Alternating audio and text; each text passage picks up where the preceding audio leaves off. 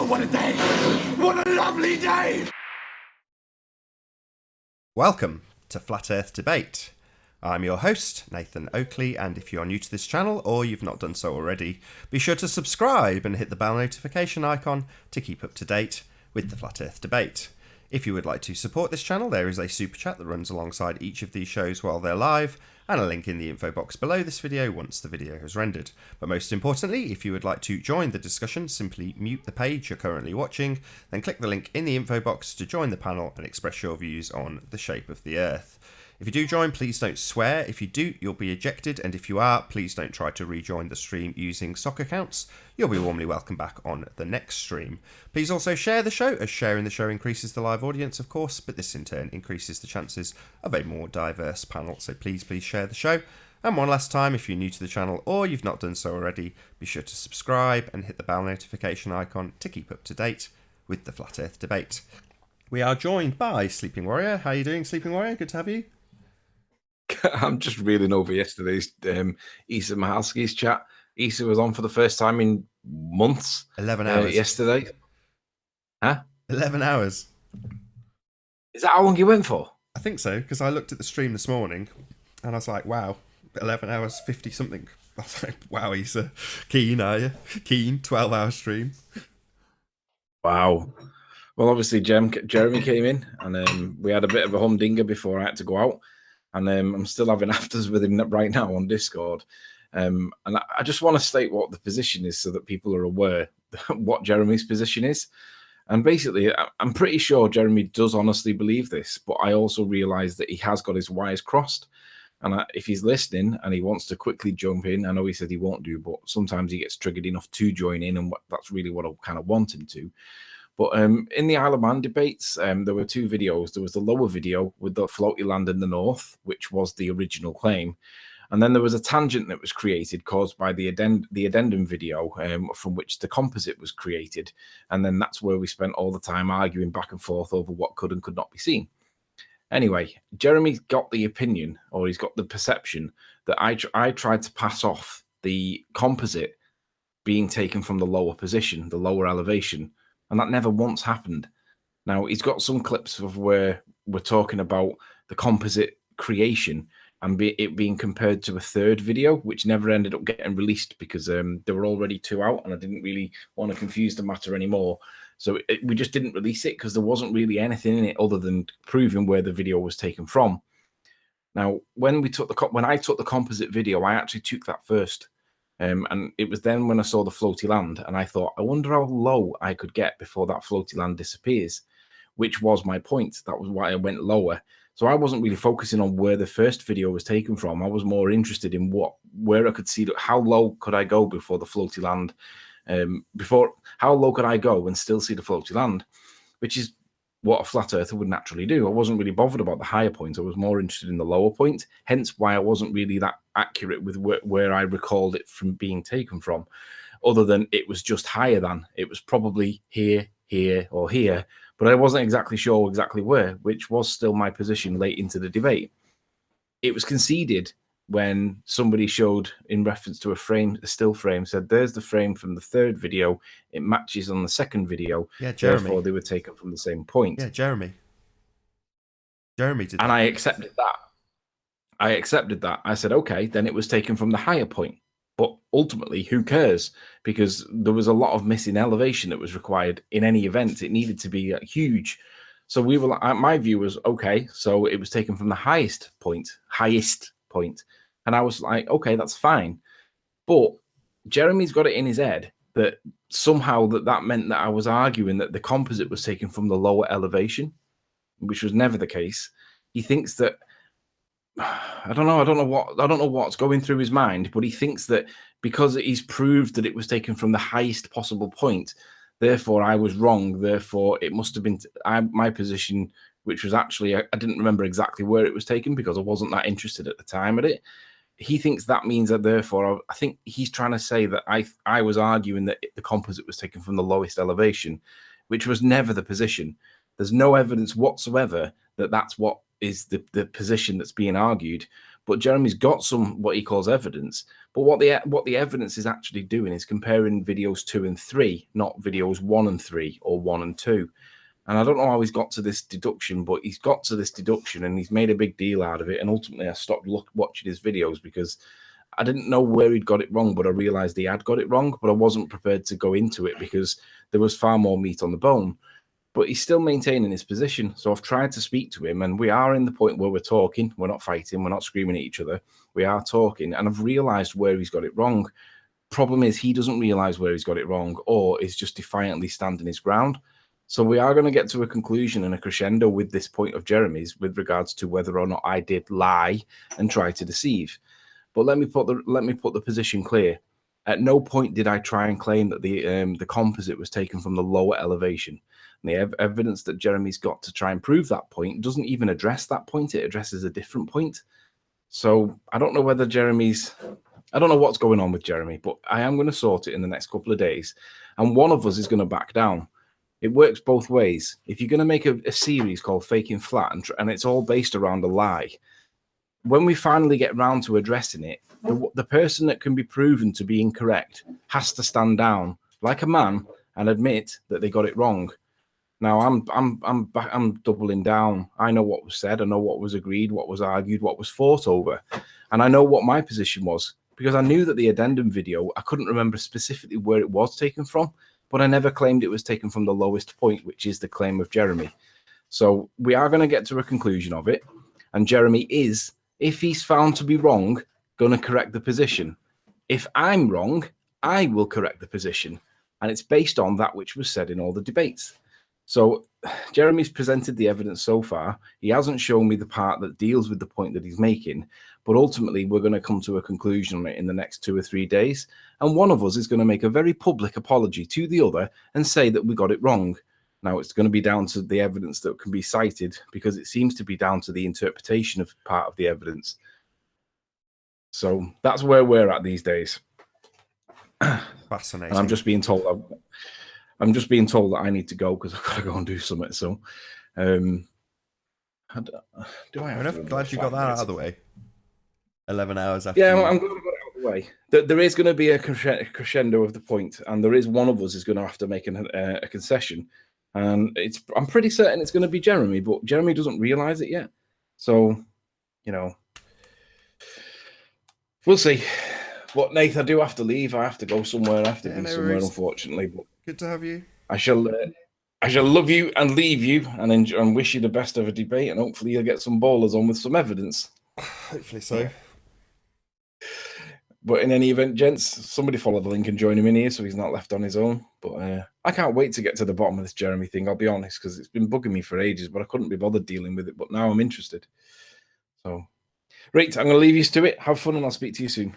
Cool. Bye-bye for now. Well, I've had a disastrous morning, audience members.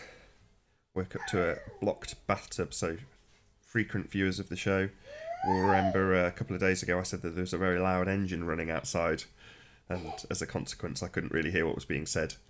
And that was a drain cleaning company. A pressure washer shoved up the drains outside, and I think they've forced a load of crap right up my drains, which is wonderful.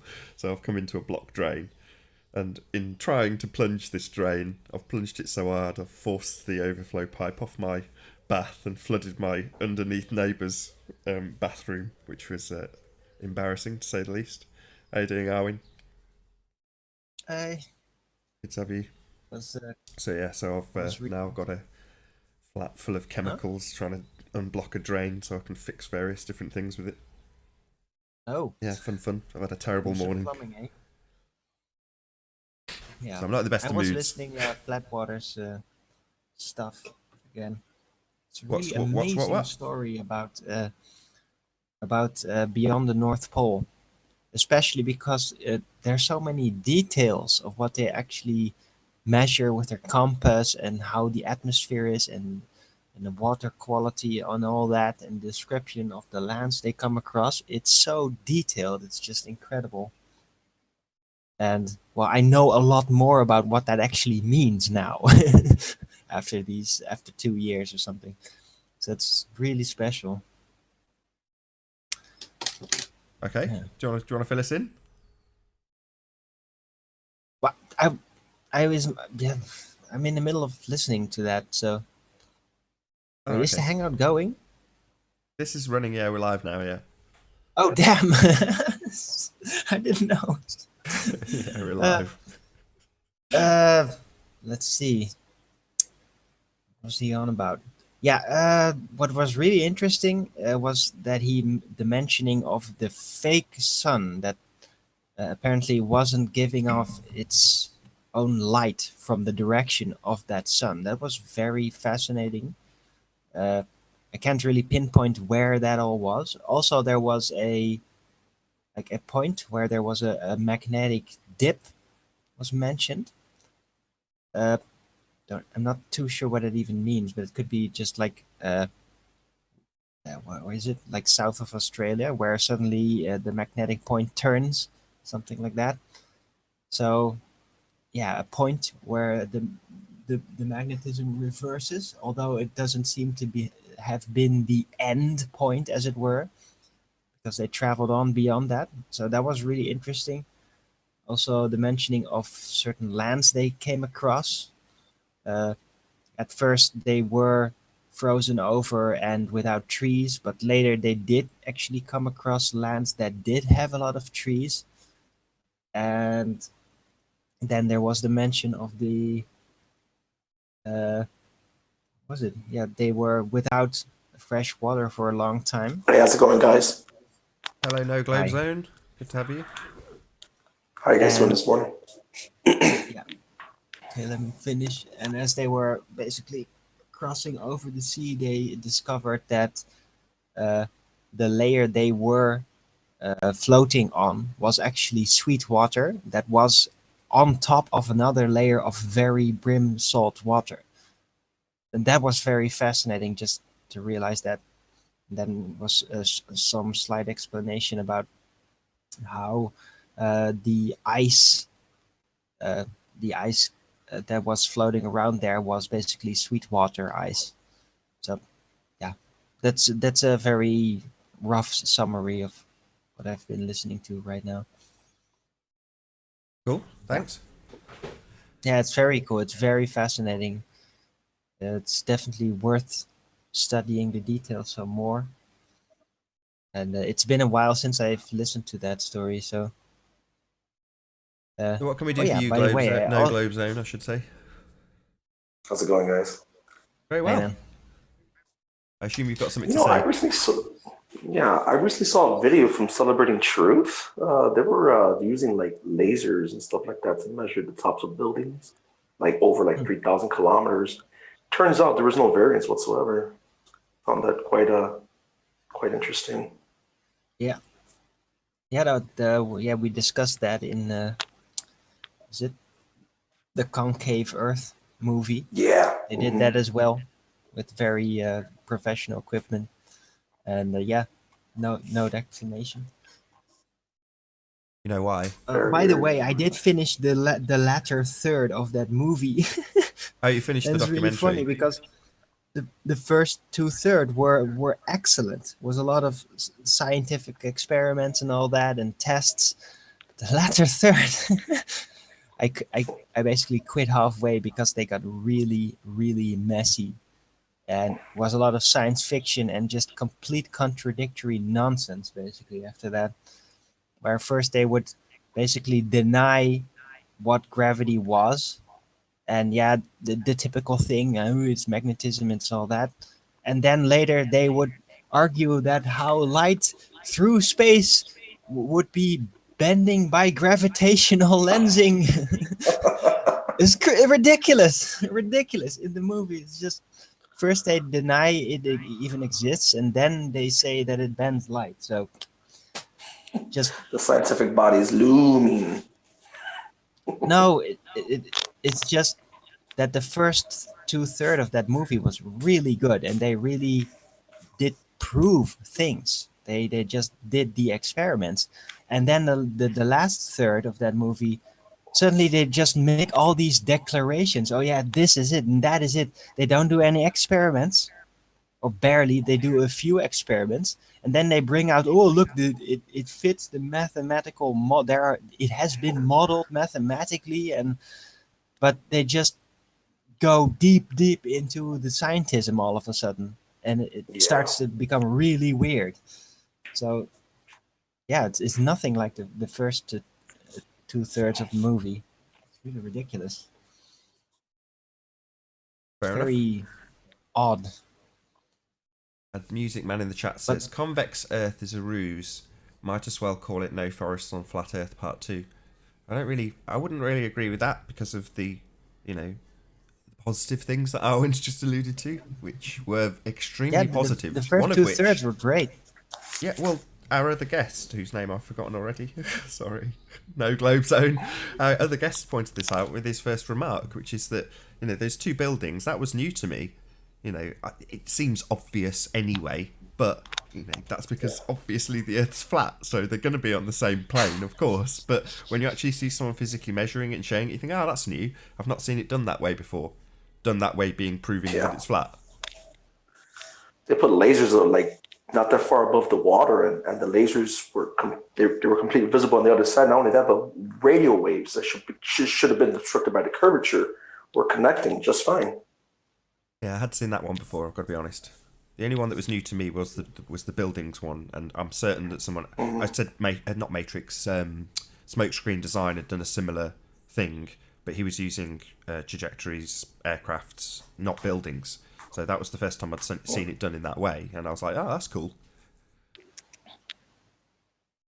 Very interesting. Should one of us actually explain, just so it's on this stream? So basically, they're measuring the bottoms and the tops of the buildings, and if you assume that they're on a curve, obviously they're going to be curving away from each other. Therefore, the bottoms of the buildings will have a shorter distance between them than the tops of the buildings. And there was no difference in terms of the heights of these reference buildings. Now, the other thing is we've not validated any of this. We've seen it on a video on YouTube, so none of us have validated these guys as scientists. None of us has double-checked their experiments. On the other hand, we've all done similar things or seen other things similar done, and they, it's following along those lines. It does, it seems to be consistently the case that the Earth is flat everywhere. Yeah, especially if you're using lasers. I mean, those are linear. Oh yeah, as linear as you get. One thing that was kind of interesting though, that was still in the good 2/3 of that movie, is that they apparently said that according to their measurements, although they didn't actually back that up with experiments, they said they noticed that the land masses, that the water was all flat, but that the land masses appeared to be concave. Just as a side note, and that was like, oh really? So that's why they apparently called it the concave Earth. Though yeah, it's kind of weird and disappointing that they didn't actually back that up with measuring experiments as well. So I think they based that more on land survey stuff. Although I just couldn't really connect that with the rest. But that was interesting. One thing that really did stand out in its weirdness, though, is that the entire Earth, as they displayed it from the very start, with the pool of the known continents, and then that little South Pole pool with a piece of dry land there, but they never actually talked about it. They just showed that part everywhere. They never addressed it in the entire movie, that that's supposed to be there, or how they came to the conclusion that that even was there. That was so weird. They just put it in there, just, oh yeah, it's there. Just don't talk about it. But that was so weird. It's like the purple elephant in the room. Yeah, well, look, there are some hints that there is something like that, mainly Admiral Byrd's testimony of his exploration of the South Pole, that he did come across this vast land mass as large as the United States, as he said it was. of dry land with vegetation and well the large mountains of uranium and all that stuff. So maybe that could have been a reference, but they just didn't address it at all. It's really weird. Vegetation. I might support the node theory. We're just sitting in, and that we're just sitting on one node, and there's a bunch of nodes with like different sun circuits and moon circuits that kind of overlap each other. Nodes. You mean like a pool concept? Yeah, the pool concept. Well, this concave Earth model that they presented basically had Hey, that Music Man. as like Can the you hear one us? big Earth Hold on a pool second, and Darwin. one Morning. little Morning. pool to the south. So it Good was morning. kind of like that. Morning. Morning. So I'm But- glad you've joined, Music Man. So your comment was that it was like no forests on flat Earth Part 2. What would make you say that? I just get a gut feeling that it just doesn't ring true to myself. Okay, are you a Glober? No, I've been on this show many times supporting Flat Earth. But which part? What do you mean, which part? Which Well, part of to Flat me- Earth was support? Yeah, I mean, that video for me just condensed 3 years worth of flat Earth experiments that lots of other different people had done individually into a video that had got a group of people doing them simultaneously, or not simultaneously, over the same time span. So for me, they were Okay. good proofs, you know. But Bear in mind, these people say that for a living they are cartographers, yes? yeah, Yeah? some of them did, yeah, not all of them, but yeah. I just think they personally just been filming themselves carrying out their normal work duties, and they're just taking their piss out of Flat Earth. That's my gut feeling. You know, time will tell, won't it? Yeah, I don't think it reeks that badly. I mean, I thought before it came out exactly that. I was like, this is just going to be controlled opposition. But I don't know if that's the case. I don't know. Like you say, time will tell. Yeah. It's not. It's just the no forests comparison for me. No forests nonsense. You know, I went on the round table when a couple of days after the video was released with people like David Weiss and various other YouTube people to discuss it, and I was the only one on the panel that was negative, that was saying I think this is a load of nonsense. And there's been several, Mandela effect being one of them, the no fuel thing being the most recent, but they're clouded in what's the word, conspiracy. It's just it's a genuine conspiracy theory rather than the obvious and observable nature of our reality, which is what flat Earth is. So it's the other end of the spectrum for me, whereas this didn't seem like that. I mean, Arwen's right, there was some speculative stuff thrown in there, and I kind of wrote it off as just being there to make it a bit more palatable for normies. But maybe you're right, maybe it is, psyop ridden, but why would they have so much excellent demonstrations of flat Earth experimentation? Like I say, we've not validated any of them, but by the same token, on face value, it looks good. Well, I think that may be a part to co-opt it or to kind of get ahead of the wave, as it were, by showing like, yeah, we are professionals, and then bringing up a load of nonsense to convolute it. Because that last third, it's not just a bit weird, it was like really, really far out there, total science fiction nonsense, basically. Like, Is this movie on What- YouTube? Yeah. it's the convex Earth. I said concave Earth before, by the way. Convex Nori Earth, the corrected me on documentary, that. it's It's called. convex. Okay.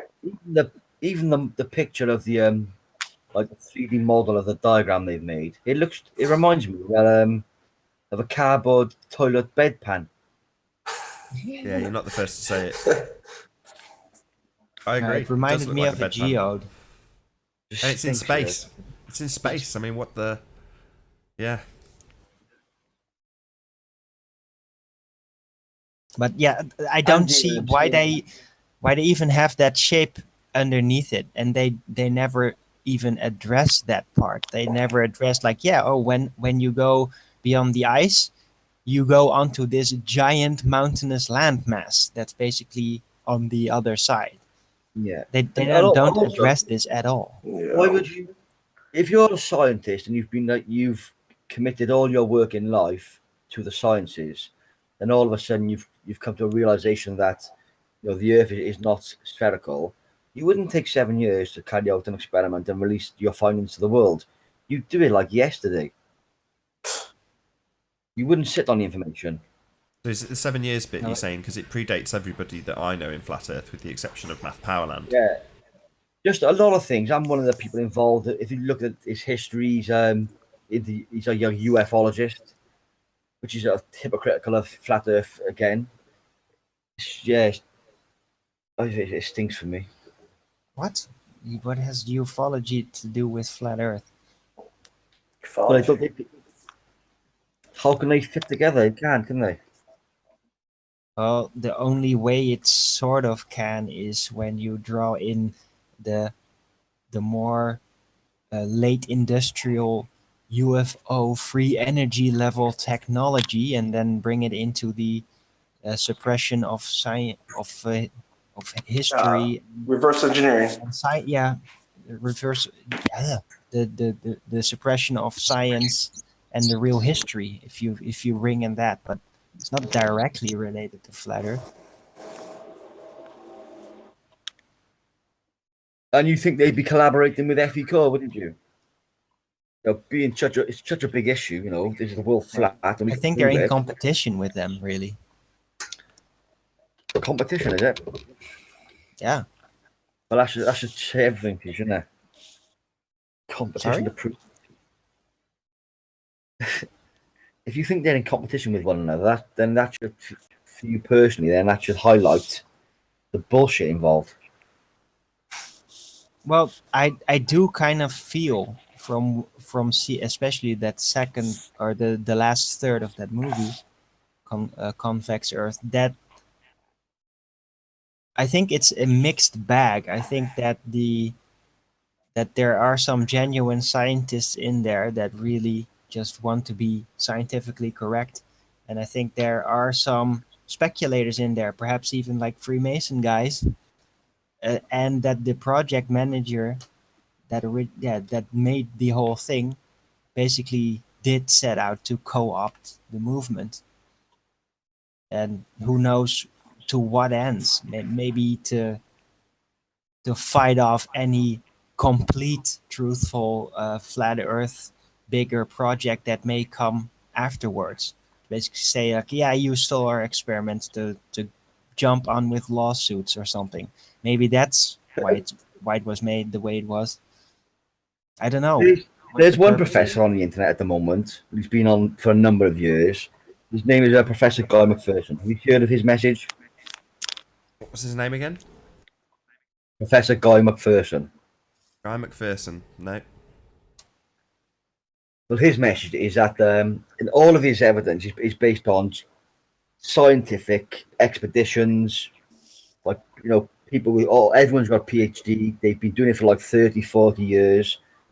And his information is that there's about to be, within the next, it's down to 8 years now, in the next 8 years, a massive release of methane gas from the permafrost, and it's going to be the sixth great mass extinction of the human species.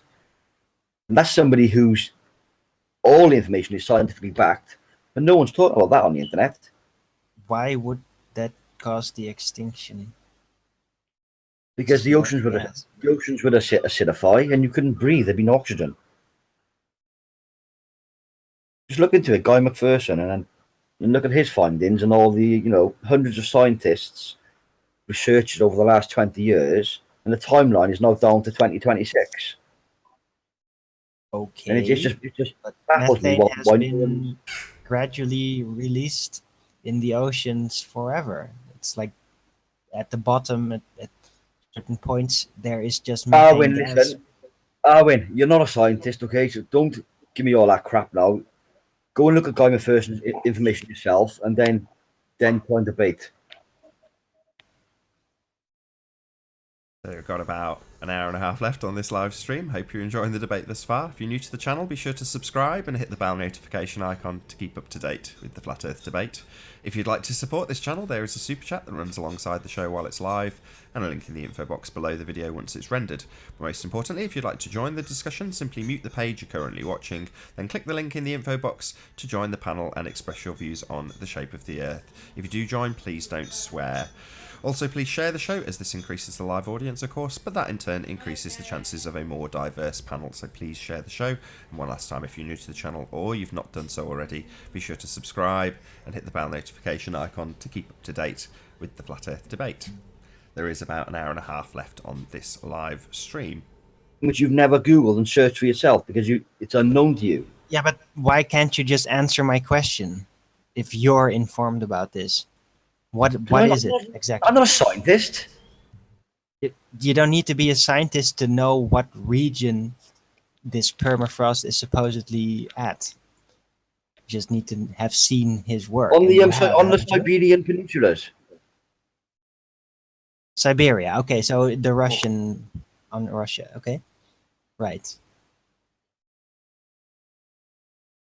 Yeah, and they're holding back like from the top of my head, say one peninsula is holding back 5,000 megatons of methane. It would only take, 1 megaton of methane to end life for all oxygen-dependent species on this planet.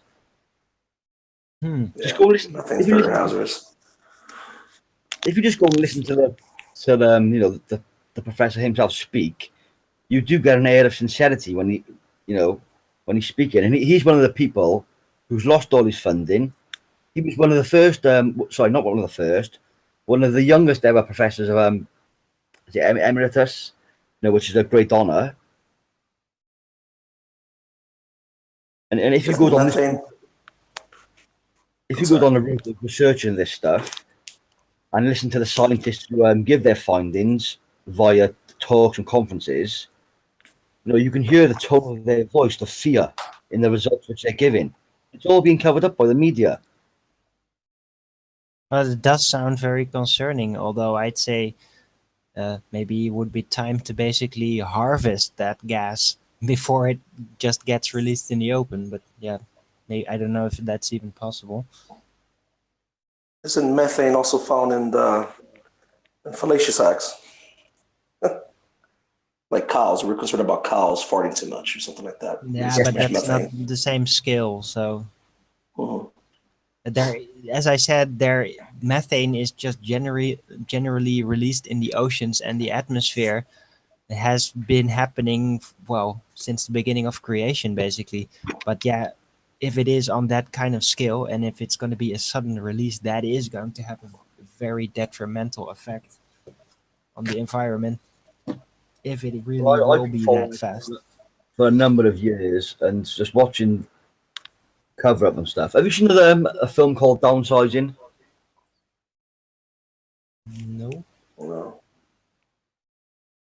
It's a film came out about 12 months ago. But even in the end of that film, that was the plot. The plot was that these people, that humans are being shrunk down into remember the film Honey, I Shrunk the Kids? Yeah.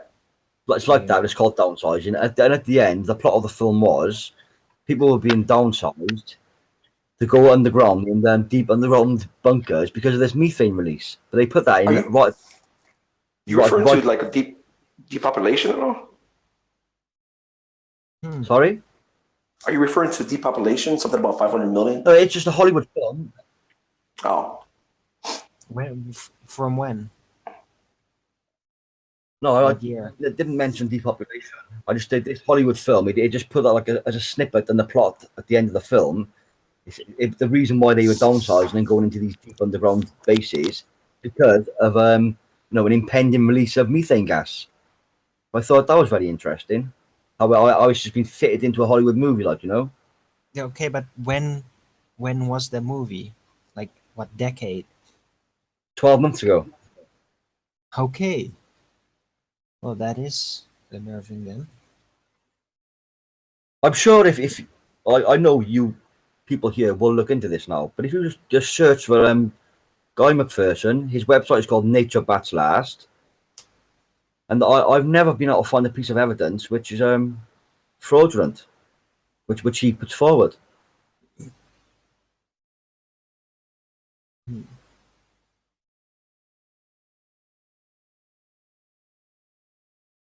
I hate to be the bearer of bad news, but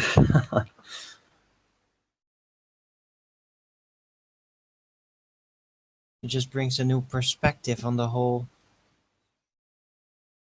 war situation, basically. yeah.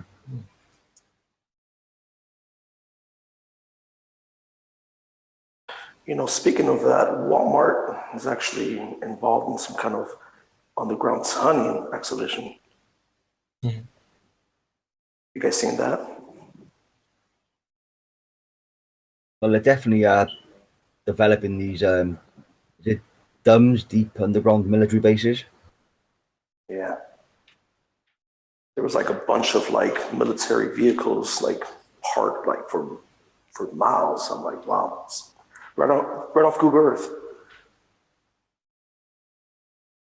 I think I read somewhere, I watched a documentary perhaps on YouTube, that Walmart have got the most advanced logistical transportation system of any retail network in the world, and it did consist of their tunnels underground.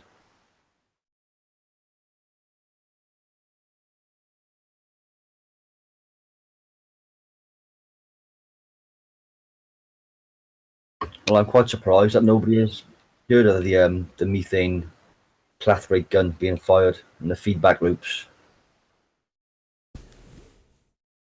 I have a vague recollection of it. I never really dug into that. And I'm just thinking, like, how could you stop that? Is there some way to contain this? I didn't catch that. You were breaking up, Arwen. I'm just now immediately pondering on, like, yeah, how can you stop this? And not by preventing global warming, because that's all nonsense. Rather, like, could you? It's just a natural cycle of the solar cycle. But Well, yeah, it will be the sixth great. doesn't sound very natural. Like, how would that methane gas even be collecting there? If it's a cycle, then that means it's cyclical, means that Yeah, it happens every now and then. Well, a total extinction in event by a collected amount of gas doesn't seem very cyclical to me. That once that happens, it's the pretty last much time over. apparently was 5 million years ago. Yeah, but that is nonsense. You That's don't too have any far proof back. that the Earth even is that old. So Yeah. I may be quoting the figures wrong, but this is obviously something you need to look into yourselves to such an important matter. I'm Don't let just it go. wondering if this is another doom scenario that is in the same level as the whole Yellowstone Park supervolcano nonsense, which it really is in a way, or that there is something there. And then I'm just thinking, yeah, what can you do to contain it? Basically, I'm thinking of like building a giant tanker uh, to build over that melting ice cap. So once it cracks, once it gets through, it'll just be contained or something. Yeah, I don't know even the scale of that area. Quarantine, like a small dome. Yeah, exactly. Like just build a giant tanker around it, just into the mountain area, into the entire land, like a cap, just embedded into the rock to contain it once the pressure is released from under the ice. I'm going to Kind of find weird. one conference of a Russian scientist giving her findings after a North Pole experiment phase, and I guarantee, well, I won't guarantee, but you can just hear the tone of her voice and the sincerity which comes through, and the fear. Like she even has tears in her eyes at one point.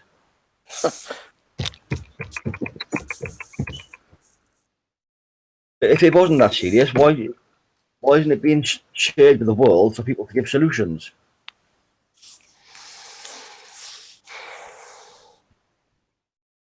Perhaps maybe they think they have it under control. Now, perhaps, yeah, because That's the only the thing I could elite think about. actually wants everybody to die, and they don't really know how to do it themselves. Thus, so they insist on letting this happen to then go I on posted in a I posted a link in the chat post there if you want to surface share it, world, Nathan. basically. Nathan? You're welcome to play it. If you want to play it, I'll present your screen. Okay. What is it exactly? It's headed Methane Hydrates Extended Interview Extracts with Natalie Shakova following her geophysical union in Vienna in 2012. Yeah, if you want That's an to 8-minute one. Shall I find a shorter one? just show us a section of it rather than playing a video and risking me getting a copyright strike for it. If you can just show us what section you want to refer to, that's probably more useful. I only say that because I Okay. frequently get copyright strikes when people play videos. That's all.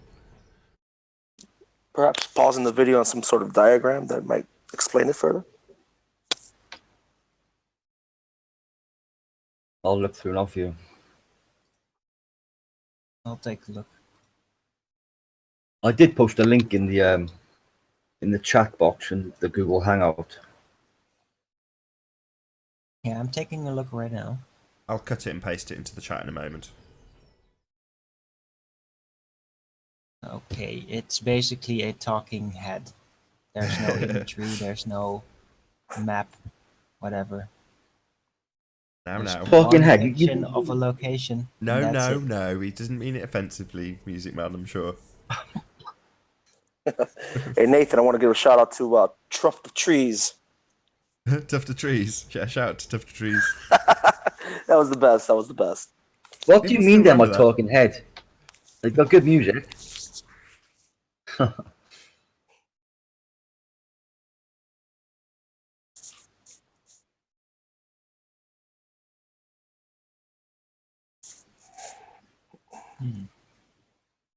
someone share the link in the Hangouts? I put the link in the Hangout to one, yes, but I'm trying to find a short one with Guy McPherson. He was on CNN back a number of years ago. Didn't invite him back, obviously.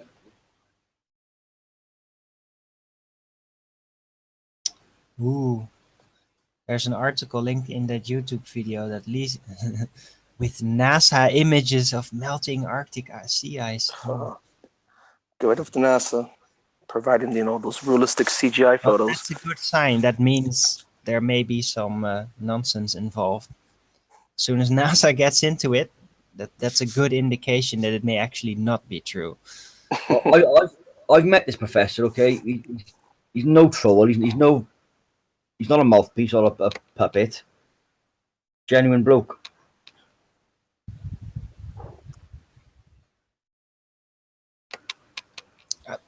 Now, I'm just wondering now, is this that region? Is this the region where basically Russia has engaged drilling for gas? Is this the place? I've got a video. Do you want to watch it for 10 minutes, Nathan?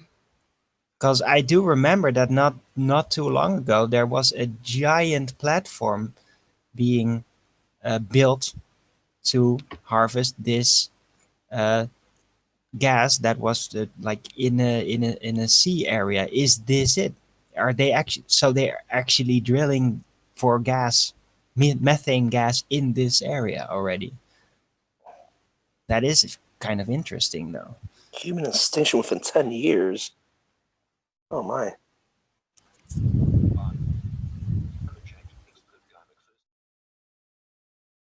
label him an eco-terrorist.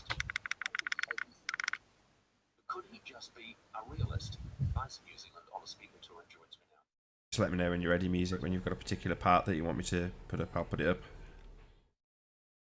Yeah, the video is not very good. It's just talking head.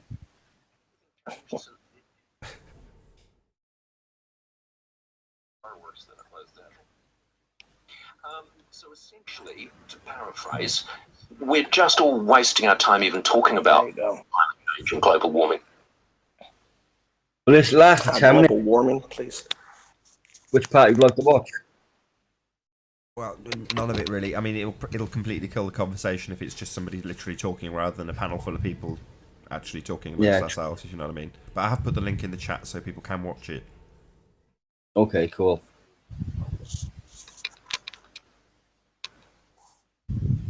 Very calm today. Ah, As soon as I say these things, we'll get infested by ballers telling us that the Earth's a sphere. Don't know, everyone's just hanging around. That's okay by me. I like a relaxed show. I don't mind in the slightest. Huh. you know, if the Earth is not flat, why is it? Why doesn't my pizza have spherically to it? Why isn't it curved? If the Earth isn't flat, why does a My pizza pizza's pretty what? flat. Why does a pizza I've what? just devised an idea in how we could postpone that disaster from happening. It's actually a self-containing mechanism. Maybe they already thought of this, but you could probably harvest this gas as they apparently are already doing, and then use it to build an ocean refrigerator, a motorized ocean refrigerator, like a cooling system that would actively draw the heat from the ocean to Don't give keep them any it ideas, frozen. Arwen. Hmm? Don't give them any ideas. No, but seriously, that way you could postpone its sudden release for a very long time, for as long as everything keeps running. Though, yeah, it will become gas- very vulnerable. The gas is Itself is already a silent killer. the gas is already being stored in the only way possible, by being frozen. Yeah, but what I'm saying, it's the problem. It seems to be this gas is under this ice, and once the ice melts, which could happen for a multitude of reasons, but mainly the ocean just suddenly not being cold enough to sustain that ice.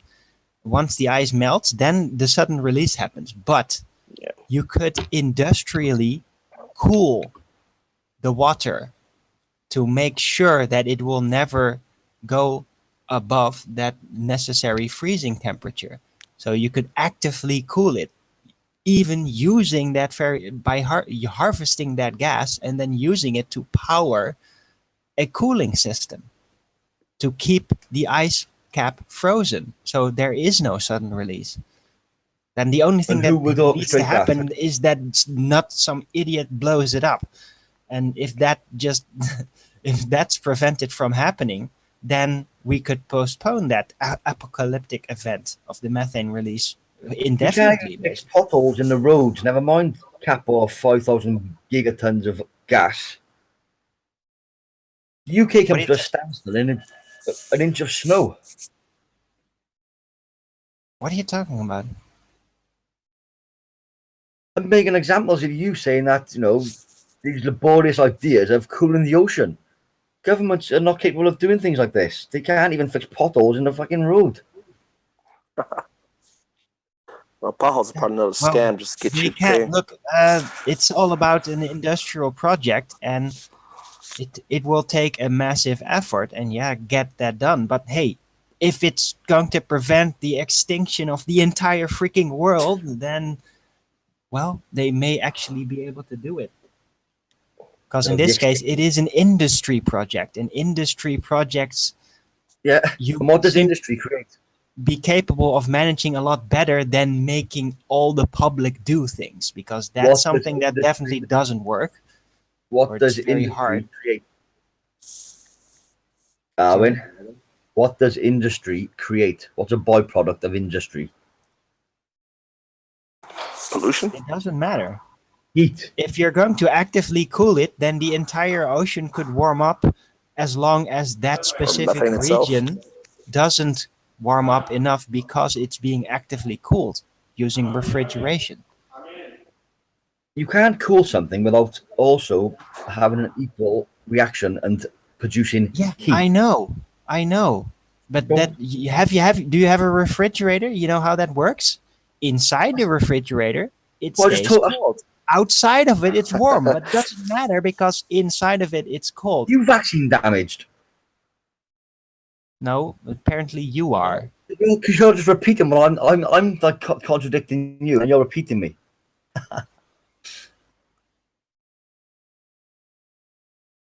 Look, dude, the issue is that the ice above that methane spot could melt, which would cause a sudden release. If you could then Yes. locally And cool it your using idea. refrigeration, then it won't melt, and that problem Cool the will ocean. be solved.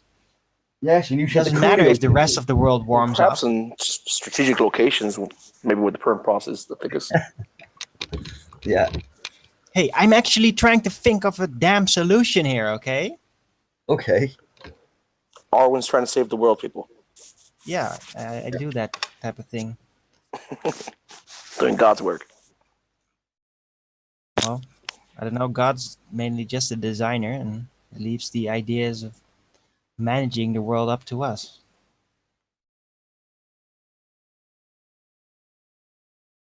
Well, we've been doing a very, very horrible job so far. Well, not that bad. We're still alive. There's still billions of us, so. Isn't it the more intelligent the species, the shorter its lifespan The or more its intelligence the existence biggest, on the this shorter its thing? lifespan. Nah. Yeah, the shorter its existence in in Really? history. Too good for their own good, Yep. Self-destruct. perhaps. Okay, well, if you're gonna be all whiny about, oh, we're all doomed to die, then this conversation is done because this is completely useless.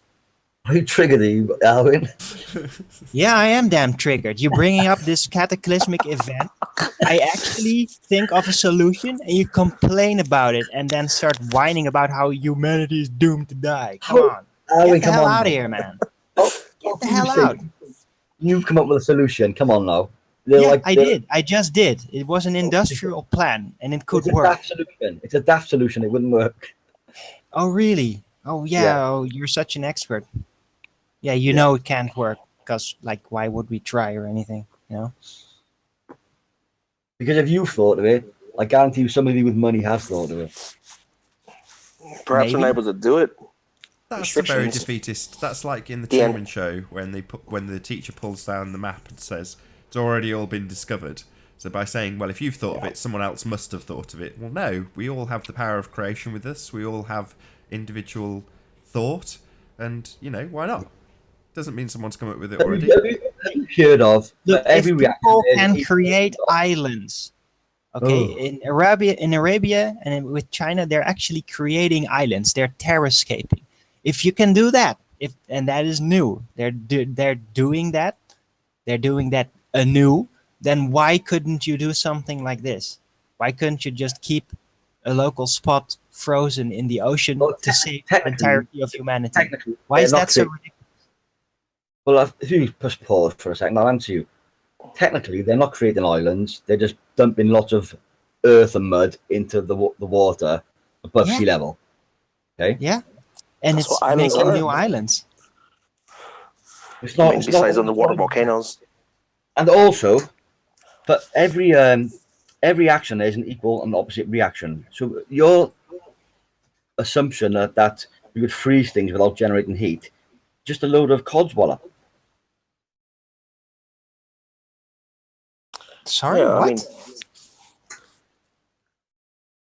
Going back 10 minutes ago when you said that you could freeze the water or cool the water, Yeah, you're going to generate the heat via doing that. yeah, there has yeah. to be an energy You source can release that heat in the air. Exactly. in the And where- form of Yeah. methane. that's going to reheat the ocean. Yeah, what's the problem here? The problem There's no is the problem if the air heats up. The air is gonna heat up anyway.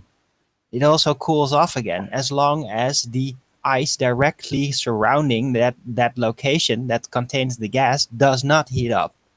We'll start drafting a plan then and email Guy McPherson. Oh, who knows? Maybe they're watching this. We should just map the whole world using lasers from point to point. I mean, it's so hard to do that.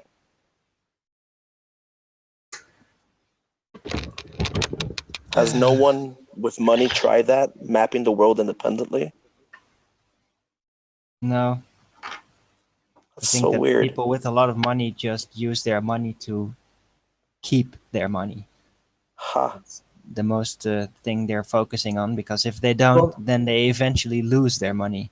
Maybe be the honest, science is there to prevent people with money you, from doing such experiments.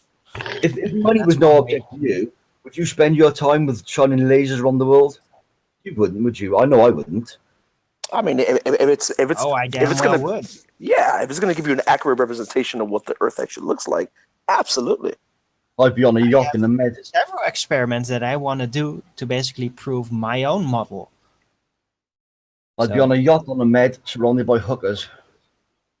Be great. Good for you. I promise you, it'll get boring eventually. Ryan Q in the chat says, It won't sorry get to boring interrupt. for you, then the people that you surround yourself with It'll will get get bored. severely bored with you. Okay. Sorry, Boredom can I just awaits ask a question? behind door Sorry number 1. to interrupt. Ryan Q from the chat says, please ask when the methane release is going to happen. But Within 10 years. Guy McPherson now says that the timeline is he doubts very much there will be any oxygen dependent species on the face of the earth by 2026. That's like tomorrow. Yep. But he's been saying he stuck to that. Actually, the timeline was 2028, and he said that about 18 years ago. But he's brought it forward 2 years now because of the baseline temperature. But it's still is it based on what they're actually measuring there locally, or is it based on the creepy idea of global warming? Because that hockey stick has pretty much been disproven. Absolutely. There is Just a constantly direct heating, event cooling. outside of the global warming theory that is showing that that is the case, then it can be very dangerous. All of the findings are ongoing and current. So the updates are probably once every month. All right. And like I said earlier, this year apparently will be the first time in our lifetimes, anyway, that there will be no ice in North Pole. It'll just be a slush.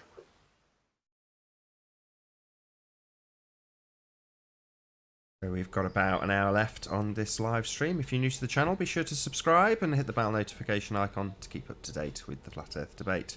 If you'd like to support this channel, there is a super chat that runs alongside the show while it's live, and a link in the info box below the video once it's rendered. But most importantly, if you'd like to join the discussion, simply mute the page you're currently watching, then click the link in the info box to join the panel and express your views on the shape of the Earth. If you do join, please don't swear. If you do swear, you'll be ejected, and if you are, please don't try to rejoin this stream. You'll be warmly welcome back on the next stream. Please also share the show. Massive thanks to those who've done so already. Sharing the show obviously increases the live audience, and this in turn increases the chances of a more diverse panel. So please share the show.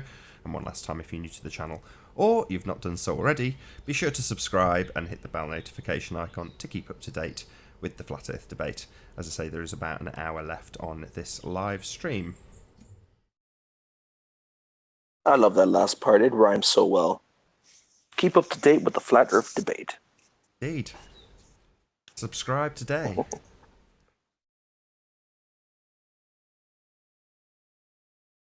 Hey Nathan, what did you think of those t-shirt designs I emailed you the other day? Did you send me some t-shirt designs? Sorry, I didn't see them if you did. Maybe I did. I don't think so, though. Yeah, you replied back to me. Oh, did I? Oh, was that you? Yeah. Oh, yes. No, Yeah. no, I didn't look at the designs, but I liked what you were saying in the message. Yeah, I'll have to have a look at the designs as well. I didn't look at them. They be watching the cameras on the. Okay, so 540? Yeah, so 540, you know. Yeah, I liked what you were saying, and I'm pretty sure I said that in the reply. I just didn't realise I didn't put two and two together and realise it was you. Yeah, there was an attachment on it with a few designs for you. Cool. Yeah, I'll have a look at them. I mean, it's a very small deal at the moment in that regard. You know, it may or may not. I may or may not sell anything. You just don't know. It'd be nice if people. Were I think you'll find with those shops, they're set up to be unsuccessful because of the initial price margin. Yeah, no, I'm not set out to make huge amounts of money on it, though. I mean, the stuff that they're Well, I selling know, is yeah, you hugely make- expensive. I know it's you won't make hardly anything from the price Yeah, a you've got couple on of there. quid. I mean, it's not really so that I've got loads of money coming in from that. Yes, an extra bit of cash would be nice, and I do make a couple of quid at the most on an expensive item, which is great.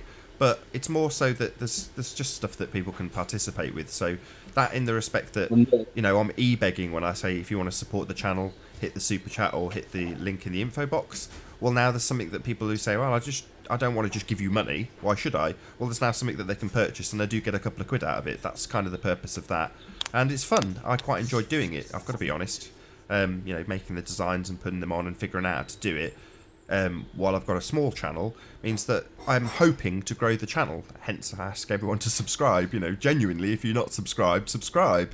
I want you to watch my stuff. I'm a YouTuber at the end of the day, and if I can start somewhere small that's very limited in terms of my involvement, and it's done by a professional company that will do a good job, I'm happy, so long as it's reasonably priced. It's not cheap, it's not expensive, just reasonable.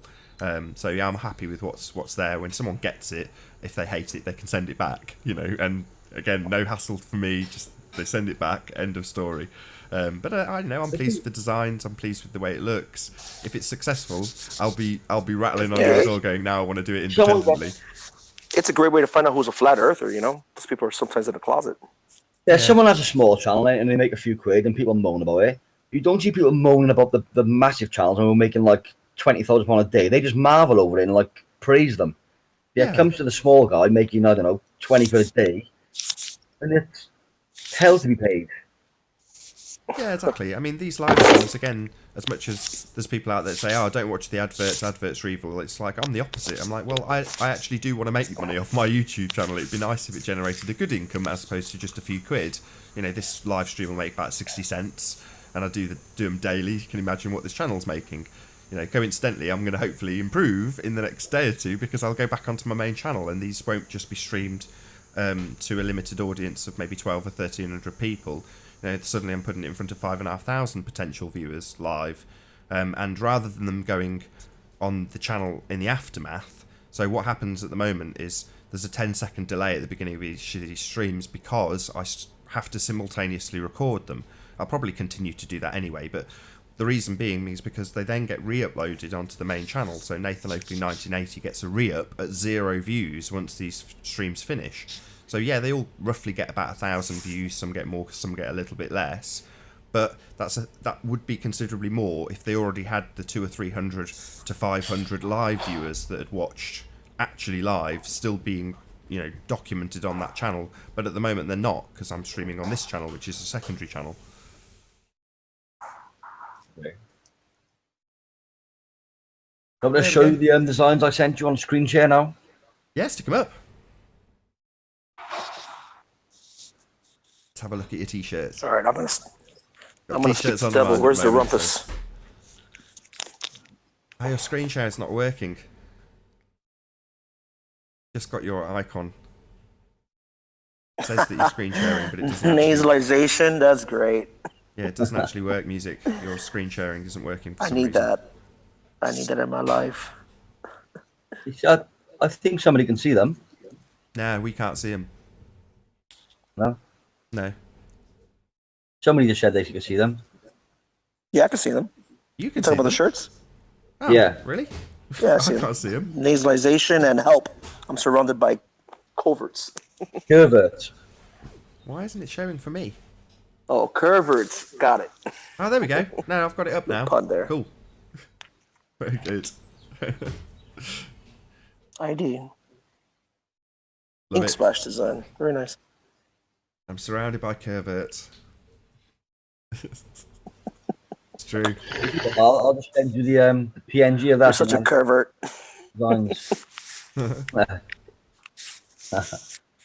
I mean, I've got a slightly different route with mine. I've got to be honest. So lots of people have sent me slogans and stuff that they want to put with print on it. And although I have done that on a couple of the designs, I tried to steer away from it to a certain extent, i.e., not have slogans and writing on it, just, you know, pictures. So a couple of people have said, well, what's the hyena? What's that? And it's like, it doesn't matter what the hyena is. Do you like the look of it? Because if you do, you might buy it. You know, that's the bottom line. And for those in the know, you know, it's a comical reference to the show. But ultimately, it's just a nice design. Massive shout out to Dank. Thanks for the super chat. Whatever happened to him? To, what is it? Say again? Refraction, hyena, lumen? What was his name? Yeah, slightly. Exactly. That's so you're Not- in the know, so you get the Yeah. reference. Exactly. That's the idea. It's an in Yeah, joke. yeah. But ultimately, if Slightly slightly looming non-standard refraction hyena or something like that. Exactly. It's great. Exactly. It's a great name. Best YouTube channel. Thank you very much, sir. Shout out to Ute and Arwin for leading me here from ODD's chat. Oh, that's very kind, Dank. Thank you very much for the super chat. Every little helps. Yeah, so yeah, if you get the in-joke, if you get the reference because you watch the show, then it's relevant. So therefore, it's relevant to the show. But also, maybe there's people who see it that just don't get the reference at all, don't know what it is, but that's fine too. You know, if people don't get the reference, but it's a nice design, then they might just see it and go, oh, I like that. Whereas if it says slightly looming non-standard refraction hyena flat Earth, people might look at it and go, may not want to advertise It's such a great name. Yeah. I mean, I've titled it that, so it might say it in the label or something, but, you know. It's rich. But the one I was most proud of was Chris Monk had the Blender model shown from above once, and in the Blender model, you could see the Isle of Man from above looking down on the wireframe with the distance from St. Bees marked out with a line, and then the composite in the background curved around in an arc. And that top-down view was just so cool. It looked really ace. And he took a screen grab of it and used it as his like Skype icon and such. And I think he has it as his YouTube icon when he joins these shows. But I took it and just sort of took out some of the negative parts of it and changed it around a little bit. Took a long time to get it looking balanced, but at the end of it, I was so delighted with the way it turned out. And again, there's no reference whatsoever on it to flat Earth. It's just a cool looking thing. My sister looked at it and went, oh, I really like that logo. I don't get what it's referencing. And I was like, it doesn't matter. Do you like the look of it? And she's like, yeah. I was like, good.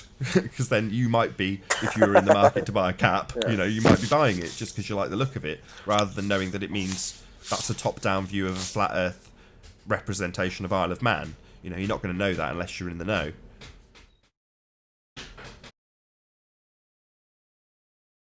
But I think there's a lot of people out there that would not want to advertise the fact that they're into flat Earth, but you know, may want a T-shirt or may want to support me. Who knows? As I say, it may not be at all successful, and if it is, I'll be in touch with you, Music Man, saying help me out with T-shirts. Unless we're at cross purposes, there was that you that was talking about actually producing T-shirts, or am I thinking of someone else? Gone on mute. Maybe he's got an issue. Yeah, there you go. Still on now. Yeah, I don't produce myself. I used to have a t-shirt printing company. I just design now, so I can get much better prices than I expect you can. Ah, well, I see.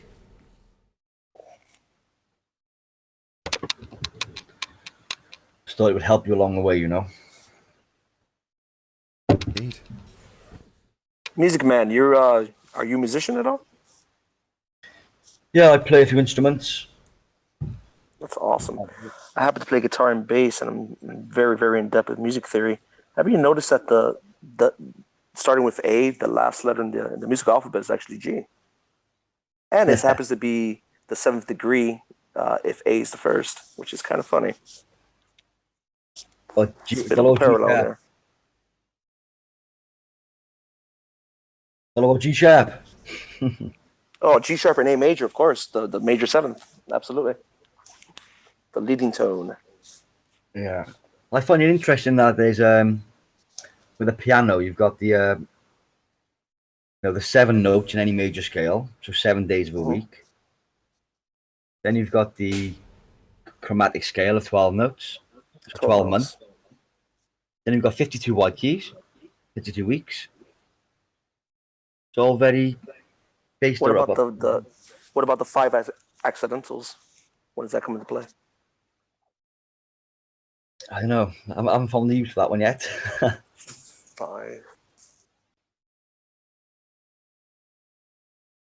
They were talking about something about the special properties of the numbers 3, 6, and 9. Have you guys seen that video at all? No. It's quite interesting. It's like some kind of like looping W or something like that. I didn't get it at first, but I just found it interesting that it kind of parallels with the omega 3, 6s, and 9s. I might as well play.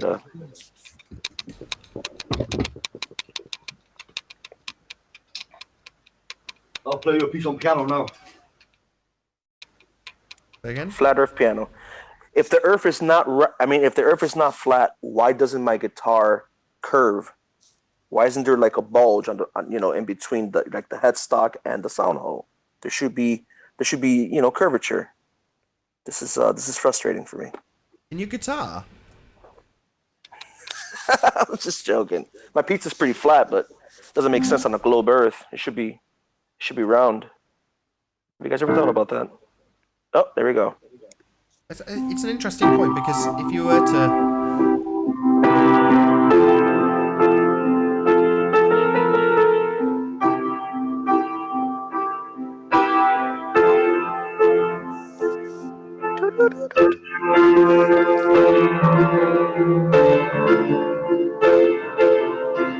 Is that the Beatles?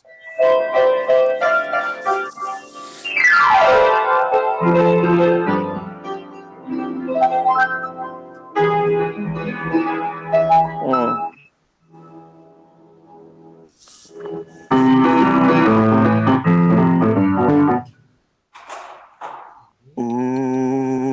I think you've got an interesting point with your guitar because if... Oh, I wish I had a guitar. That'd be great. What key was that in, Music Man? C. Oh, I like C the major. E major you played in there. That was a nice little E major there. That was very nice. But you know, you No, said that's in the if key of C. That was Imagine by John Lennon. if you pulled the strings Yeah, flat, right, you've got flat strings, right?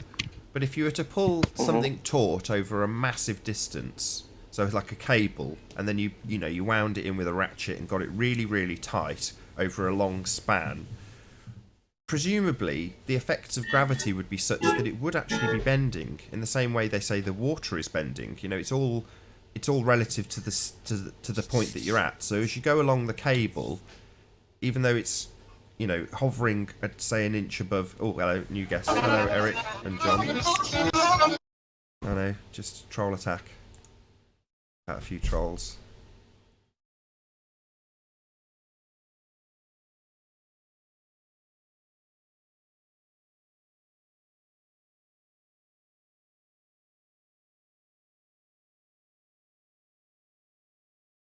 Whack-a-mole with the trolls.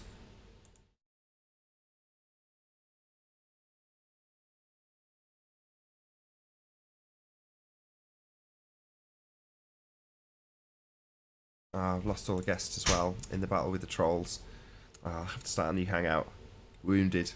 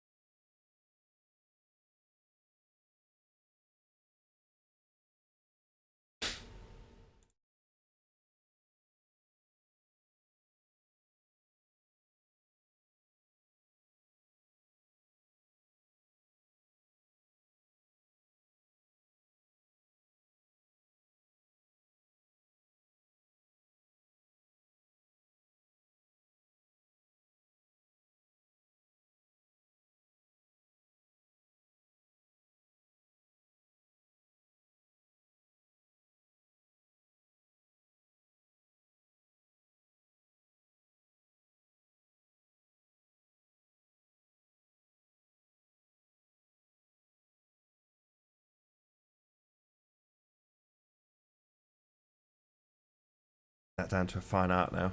Starting a new hangout. Hopefully only about 60 seconds of dead air. We shall see after.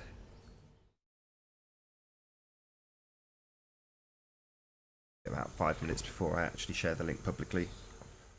Hello, Arwen. Yo. You hear me? Can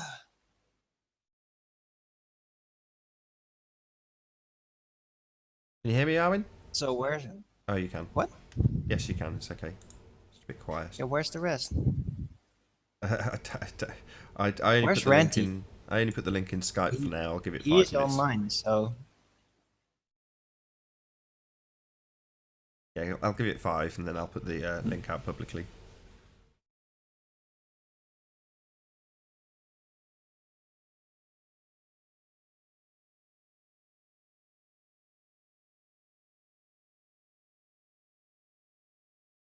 Did you watch that video I sent to you, Arwen?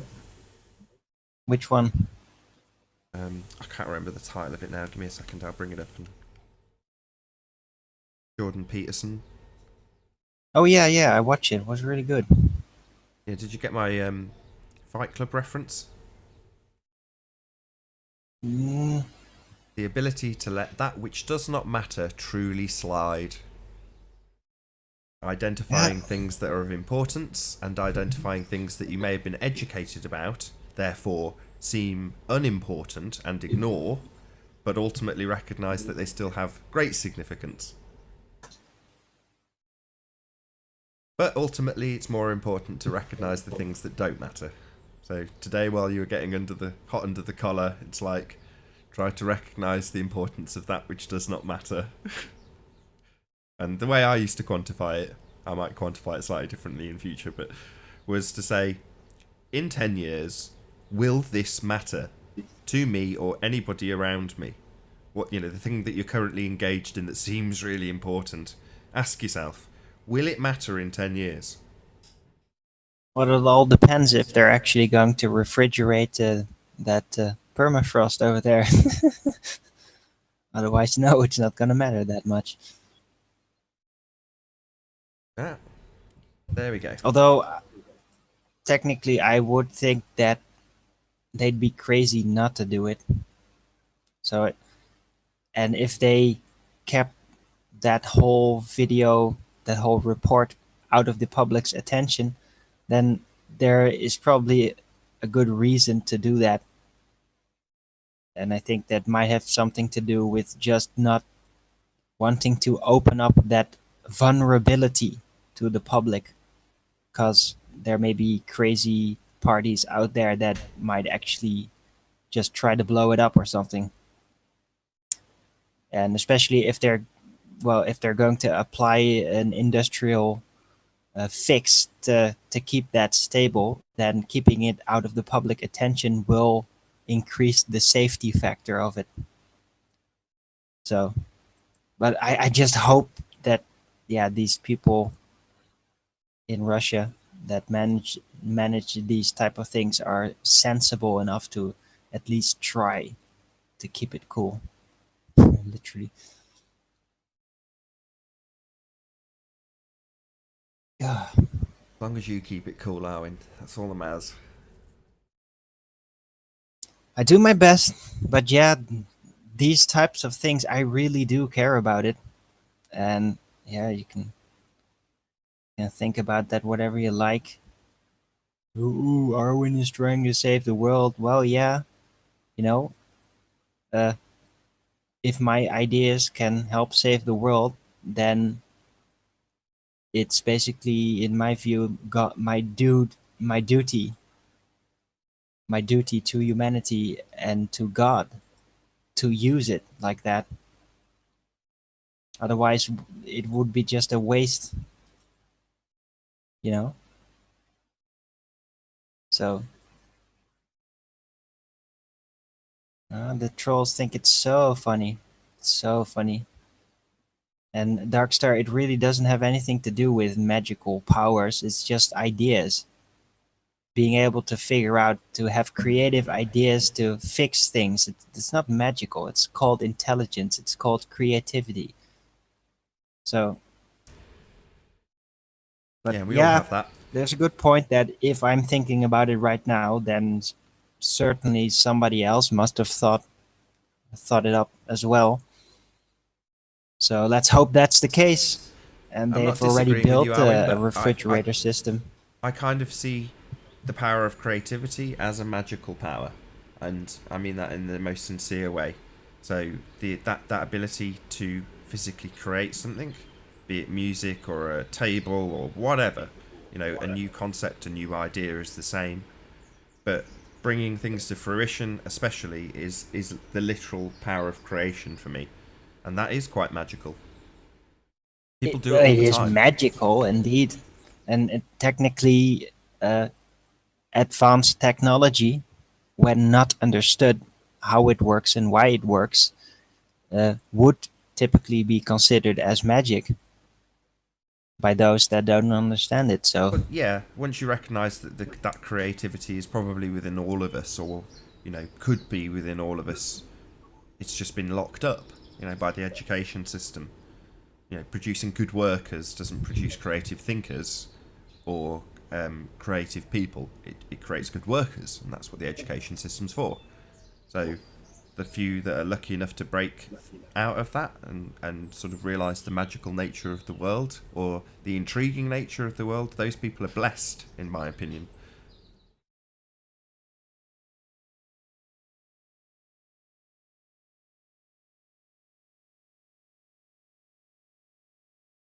Yeah, if it's not common, then it could be considered magical to some, And I've said this before, I'm sure he's my speaker behind me as an example, to bring that into creation, to create something physically from scratch, from the earth, and turn it into something that can produce a sound, produce waves.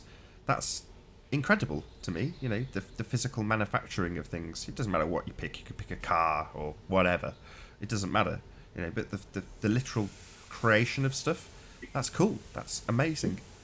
And it's in people's capabilities to do it, but they just see big corporations and big manufacturers of stuff doing these sorts of things and think, no, that's already covered. Like the map in Truman Show. Oh, if someone's already come up with that idea and have already put it into production, if it's viable or commercially useful. And you think, well, no, not everything has been thought of. yeah, well, you never know. Although there seems to be this effect that if somebody actually gets an idea, then there is a great likelihood that other people simultaneously or around that same time also get that same idea. This seems to be something, a factor. I don't know if Dark Star's They being call it genuine the or hundredth monkey effect, and it is that's, a thing. nonsense. I think. The 100 monkey Anyway, effect is a nonsense. When it comes up on the panel, if there's loads of people talking about it, I won't interrupt, but it's a load of nonsense. That's not something that's actually been done. That's nonsense. Anyway, that aside, Dark Star says, I magically assembled a sandwich this morning. Now, I don't know if he's being sarcastic, but he's not far from the truth. You could take that example to the other extreme, and I don't know if people are familiar with Heston Blumenthal, I think his name is, chef, that does like extraction of juices and things. He uses all kinds of vacuum chambers and clever equipment to create food. And yeah, you could call it alchemy or magic or whatever you like. He's using certain forces to extract certain flavours and present it to people on a plate. And that's the other end of the extreme of creating a sandwich. It does take some creation and some imagination. And the length of your creative abilities could be expressed by that Dark Star. So yes, you could have created a gourmet meal and you just slapped a couple of bits of bread that were created by a manufacturing process together. You didn't bake the bread, right? You know what I'm getting at. So yeah, it's a testament to how creative somebody is, and food is a good little yardstick. How creative you actually are with that food. But sandwich, fair enough. well, what among the technologies, the general technologies that I consider almost magical is the ability how they figured out to encode complex data in energy, in sound, just that type of communication to basically transfer what we've as humanity uh, discovered and started using as writing and numbers into energy, and then transferring that energy from one medium to another. That Right. is pretty Yeah, damn chemical magical to me. exchange. So Really. yeah, exactly. So you've got, in terms of cookery, you've got chemical reactions happening. And Captain Bullshit in the chat says, well, cooking isn't magic. Well, no, because the chemical processes are understood. But prior to them being understood, you could define it as magic. If it's not something that you understand, but yeah, a chemical process takes place that you have got no idea the whys and wherefores of, then you've witnessed magic.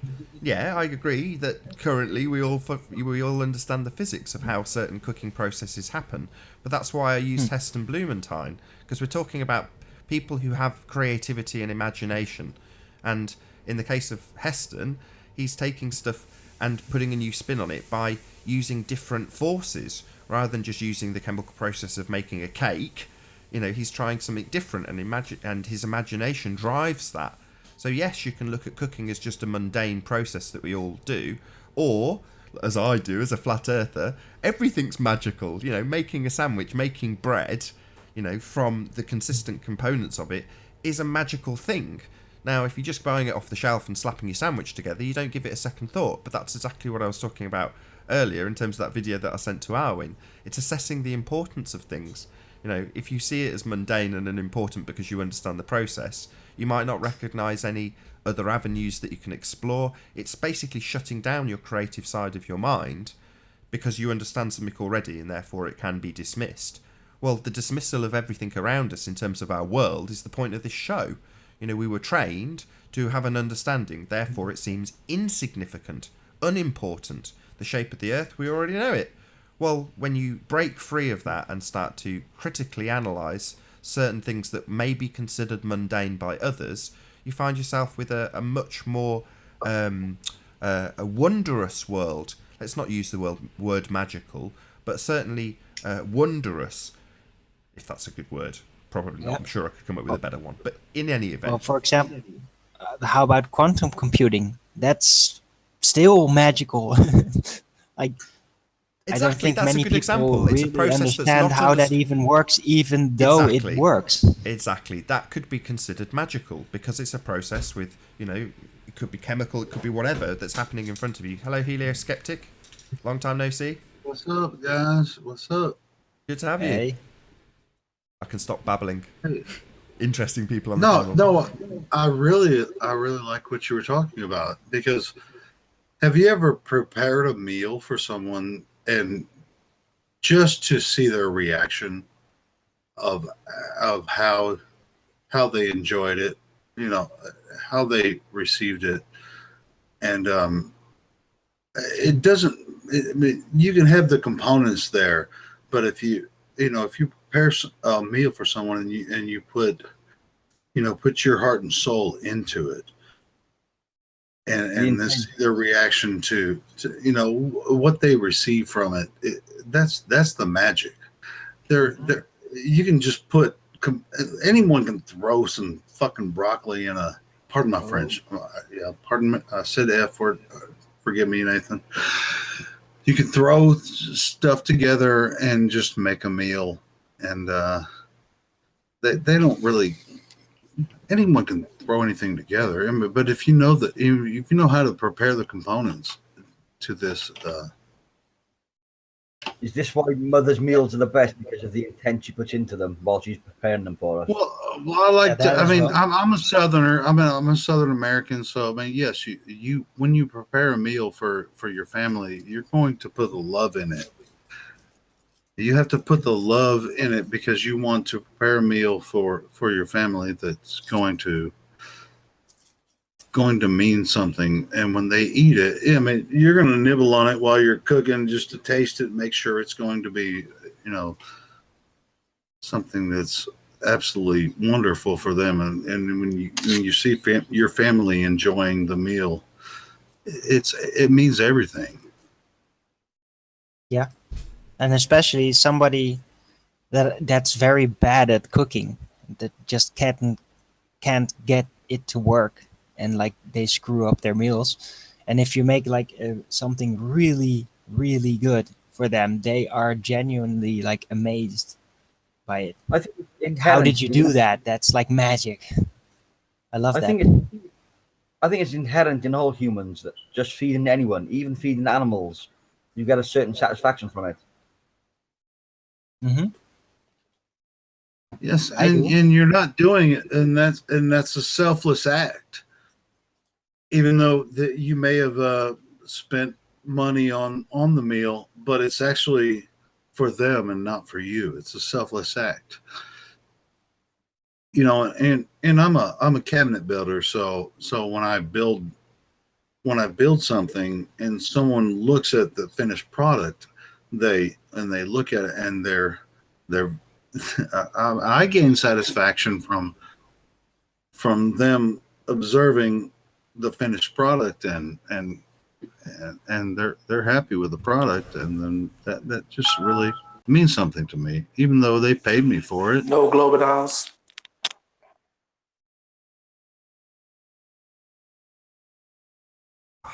No. Did we manage to keep one guest? Did they keep you no globe zone? Hey, Man, he was quick. so Got rid that's of how it feels 5 to get guests sniped. before I could get rid of him. So in the time it took for the eject, the prompt to come up with the eject button, he got rid of all 4 guests in that space of time. Amazingly quick. Crazy. So how do people actually snipe? How do they? Yeah, I'm so not I'm gonna tell fairly you. new to this. I'm not gonna tell you that. But what we'll do, I'll publish the Oh. link again. So if you can rejoin, if you give it 2 minutes, there's about, I would have almost not done it. We've got exactly half an hour left, so it just justify having a new hangout. So I'm gonna cut this call off So in a moment, but just click the link again. Okay.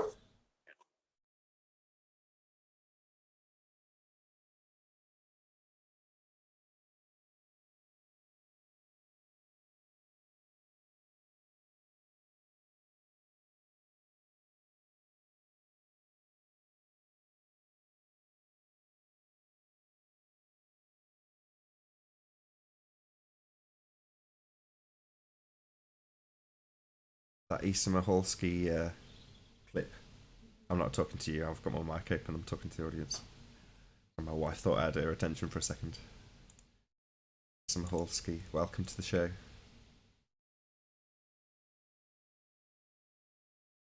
Welcome to the show.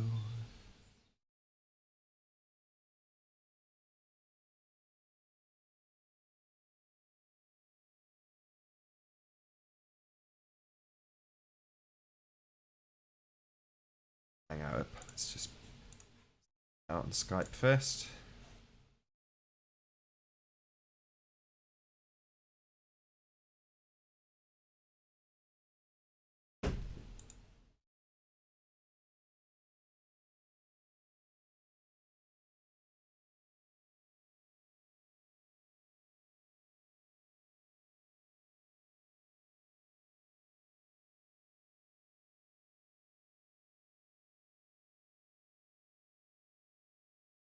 Okay. That was quicker or... So yeah, we've got about half an hour left. May as well do a quick link. Hi Arwin. Wait, I won't be with you. I'll be with you shortly, sorry. So yes, we do have about half an hour left on this live stream. If you'd like to join the panel, simply mute the page you're currently watching, then click the link in the info box to join the discussion and express your views on the shape of the Earth. If you do join, please don't swear. If you do join and swear, you'll be ejected, and if you are, please don't try to rejoin the stream on this stream. Please don't try to join this stream. You'll be warmly welcome back on the next stream. Please also share the show, as this increases the live audience and that in turn increases the chances of a more diverse panel. If you're new to the channel, be sure to subscribe and hit the bell notification icon to keep up to date with the Flat Earth debate. As I say, there's approximately half an hour left on this live stream. Steady trolling, wouldn't you say, Arwin? Yeah, I don't know why. Oh, echo. At least it's just because the hangout's new. It's consistent though. It's not like, I don't know, sometimes you get 25 minutes of solid trolling. In this one it's just been intermittent trolling. I guess I don't know why they do it. It's not like we're in a hefty debate, and the globe side is losing. Right? We're just talking about general stuff, so I don't see the purpose as to why they're trolling. Really, What we consider to be talking in general probably isn't well received by most, shall we say. So, for example, I'm saying there's a world of wonder out there, we don't know what it is, and there's people thinking, I know exactly what everything is. I've got Wikipedia. yeah.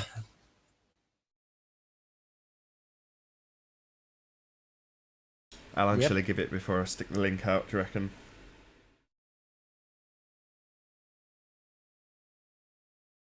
Five minutes?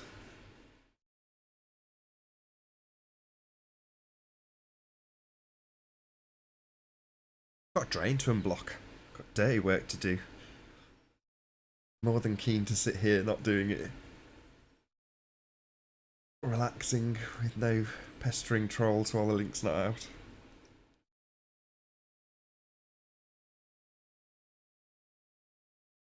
Sorry, I'm going to stick it out, Arwin.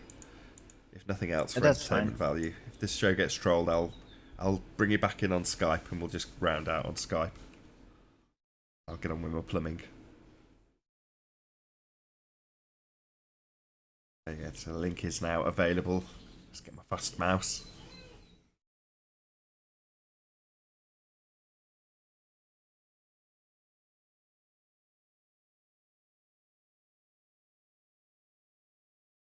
A few shout outs, couldn't I? While we're waiting for someone to join us. Flat Earth Scam Artists, good to have you. Be here and live. Very pleased to see you. Dan W, thanks for being here. Brandon Cook, good to see you, my friend. Thank you, Music Vincent. Man, the link is now out there again if you want to rejoin.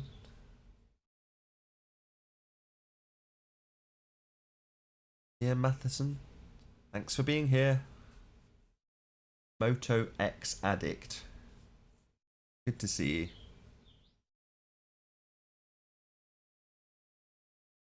Hello, Music Man. Oh yeah.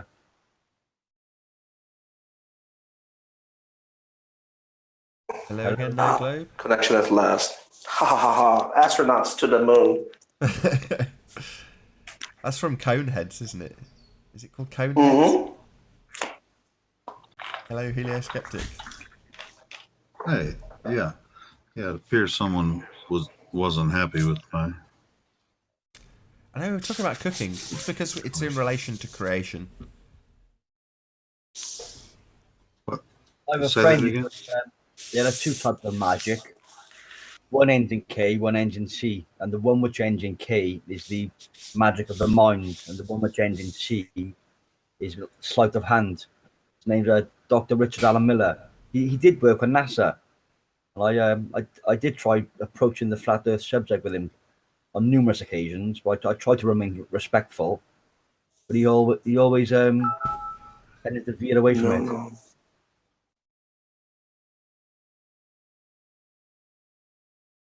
Got him quicker. Yeah, Let's see Dr. who's Thank still you, managed. Nathan. Oh no, he didn't get anybody this time. Hooray! Got my quick mouse. Yeah, for your sink, Nathan, try using some bicarbonate of soda and vinegar. Or your soil pipe. Yeah. I just want it to clear so I can... I've got a whole load of new fittings that I'm going to put in. Cool. It was a nightmare. I thought I was winning. I was plunging and the water's going down and like, great. And all I'd done is I'd blown off the overflow.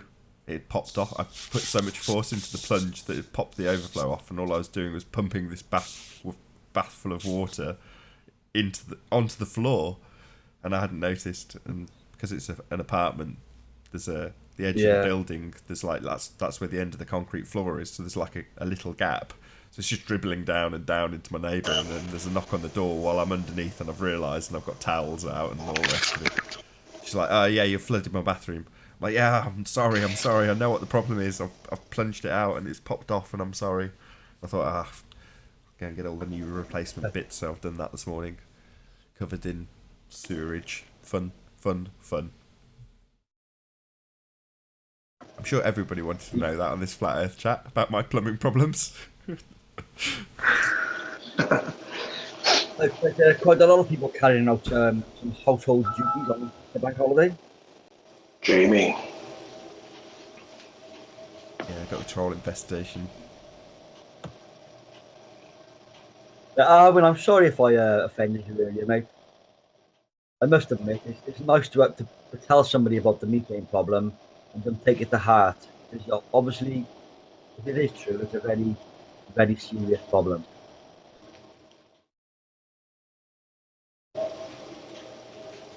I think Arwen might have been kicked out in that, so I'll see if we can get him back on Skype. There we are. We're genuinely being hard by trolls.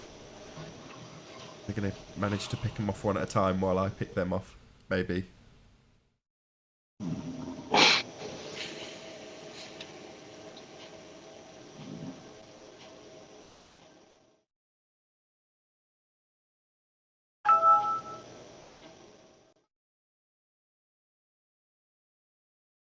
Did anyone have anything better else to do?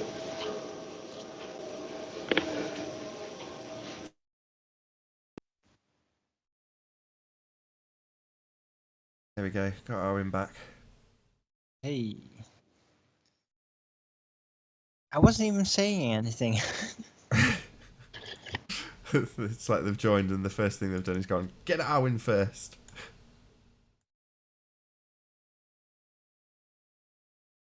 Ah, damn. They've got everyone.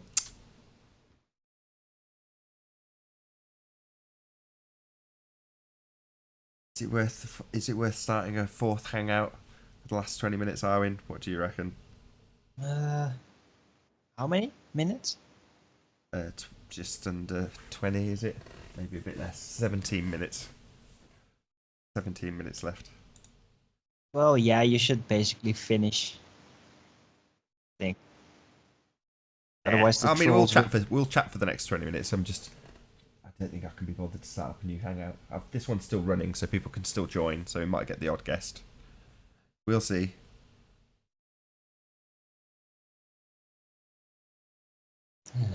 Might see if I can add Anthony. I know he's out and about, but he might be able to join on his phone. We shall see. No, he said he was busy, so. Maybe not then.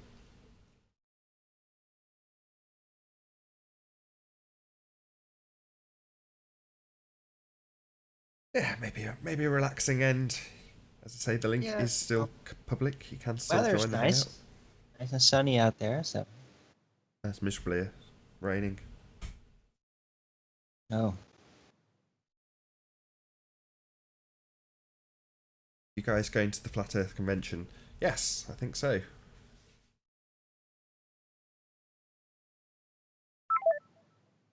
When is it? End of the month. Well, end of this coming month. 7th, 8th, 27th, 28th, Today's the 29th end of the month. April. Jury's in. So it's www.flatearthconventionuk.co.uk. That's the place to go. Buy yourself a ticket. Not horrendously expensive. For a day ticket, at least.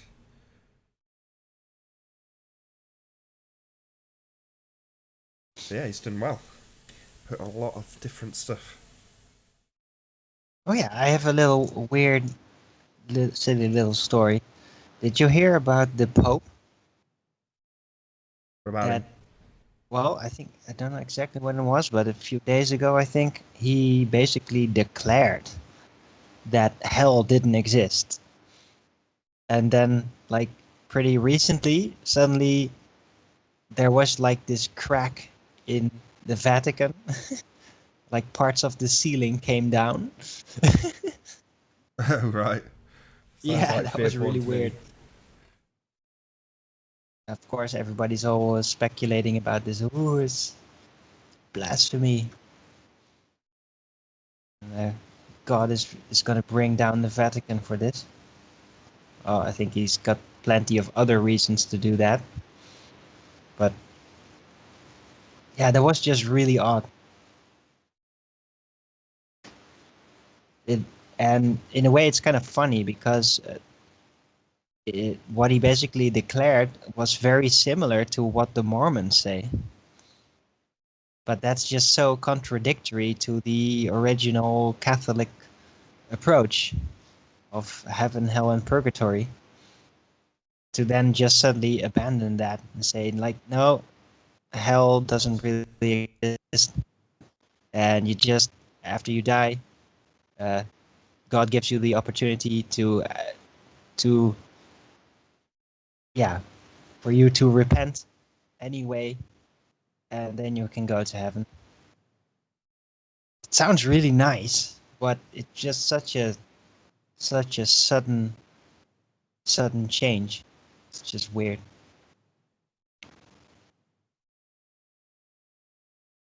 I've got the details for the UK convention on screen now with the little countdown clock. Stick the link to the website in the chat. So yeah, get yourself a ticket. In the UK, no excuse. It will be good. trolls are misinterpreting what I'm saying. No, I'm not talking about death being a sudden change. I'm talking about that declaration by the Pope of what it's supposed to be. That is a very sudden change. It's a very harsh contradiction with what's been said since the beginning of it. That is the abrupt sudden change. And yeah, in the end, who knows? I think we'll all find out. And I think that my personal stance and that of many others is just to follow the path of Christ, to just do your best in life and learn from your mistakes. And when you know something is wrong, then don't do it. If you follow those principles, I think you have the best chance, because it seems that all types of rigid rules, doctrine-like rules, bring in complications, because it all depends on the circumstances in the world. Like, yeah, the world in the past was very different from now. So would that automatically mean that people now just barely have a chance to get in heaven because of those old rules? Or do the rules really change? Or are there any set rules really? Or does it just matter on your demeanor, on your personal spiritual attitude towards the world and yourself? And I think I'm personally more inclined to believe that. Otherwise, it just all seems very hopeless or unbelievable. So, and that's not going to help either. Dave?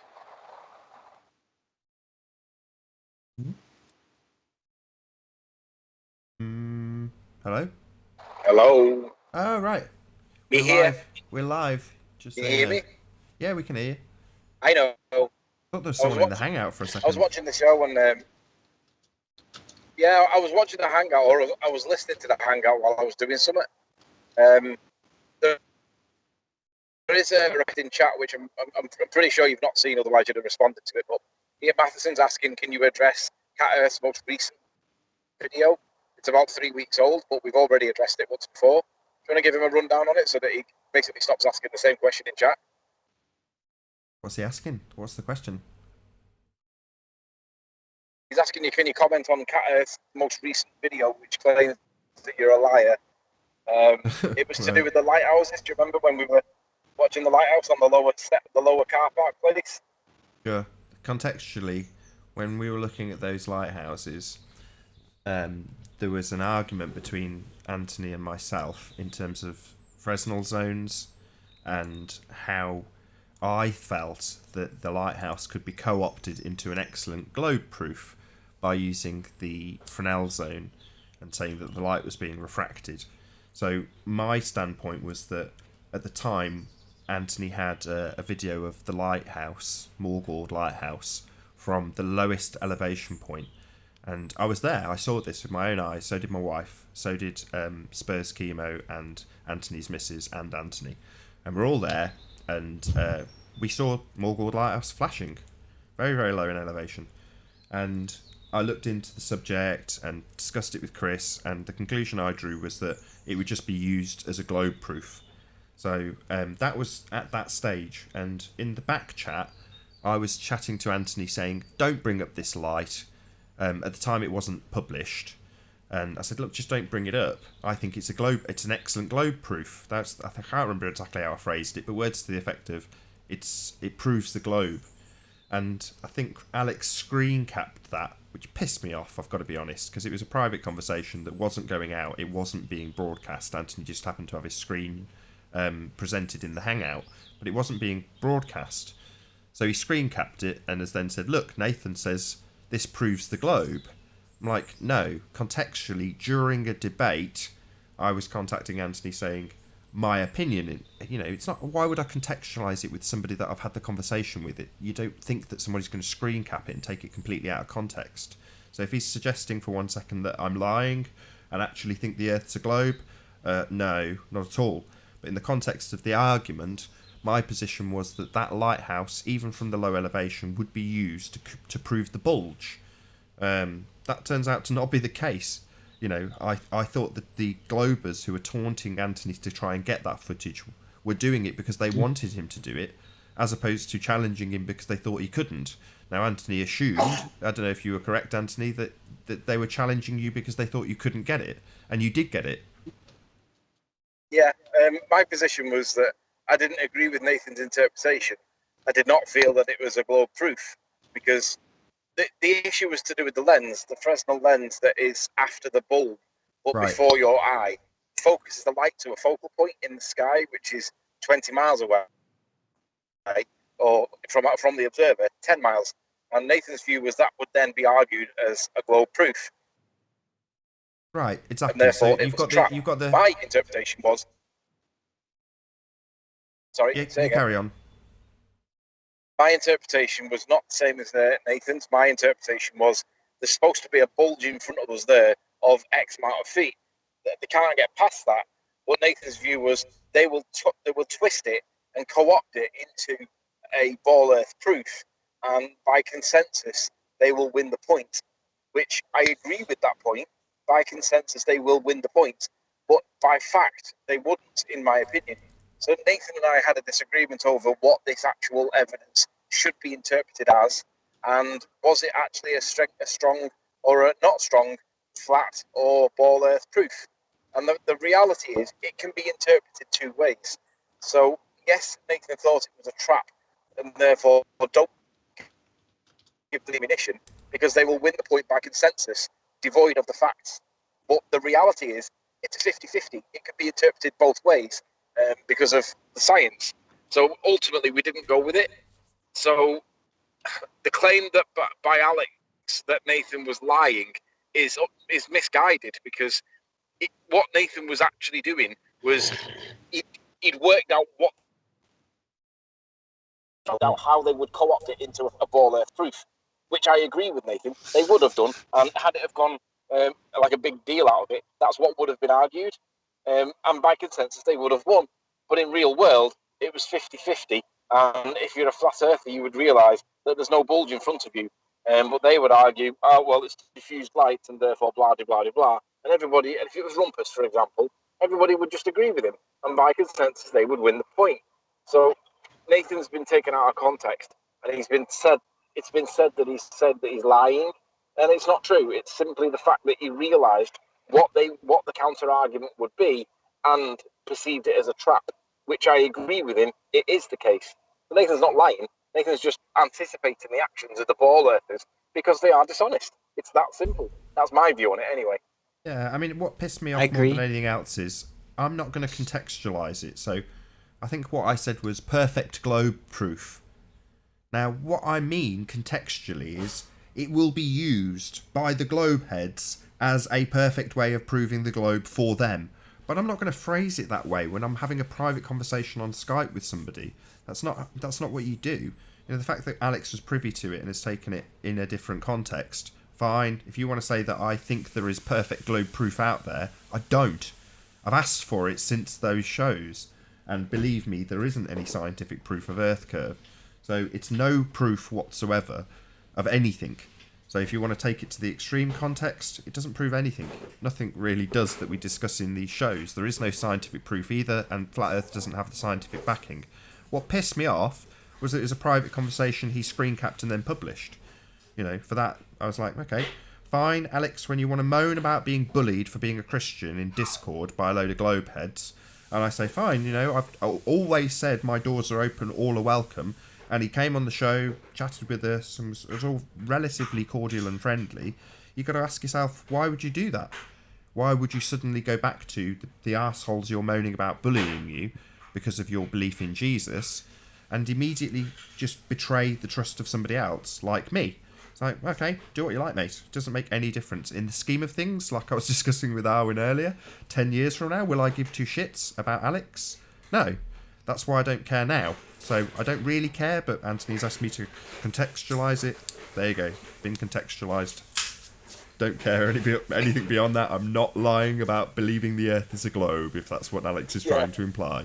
The Earth is obviously and I can observably vouch for that, flat. obviously. Nathan and I do speak off quite a lot. Arwin's there too. None of us are in any doubt whatsoever that Nathan does not think the Earth's a ball and is trying to deceive people, which is what Alex was claiming.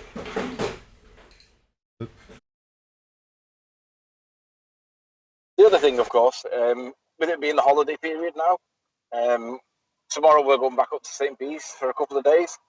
One of the things that I'm going to do is perform an experiment to see how low onto the beach I can get before that light becomes no longer visible.